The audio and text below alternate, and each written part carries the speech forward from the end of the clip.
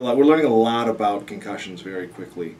And so some facts that every coach should know is the reality is the data shows we diagnose only a small fraction of the concussions that actually occur. It's absolutely critical that when a concussion happens to get the athlete off the field, resting their brain so they can recover just like they would with a broken bone. And if we don't do that, it opens up the door to a tremendous amount of negative consequences. So the reality is, if we're not diagnosing them, we have to diagnose more. And what that means is if you're a coach and you start to see the symptoms that you now know about concussions, they get hit in the head and they're wobbly, or they're not remembering things, or they're complaining of a headache, that you should assume concussion in every case, because you're almost never wrong. But it never hurts you to be more conservative. You know, if you send a player back who shouldn't be back, they literally can die from second impact syndrome.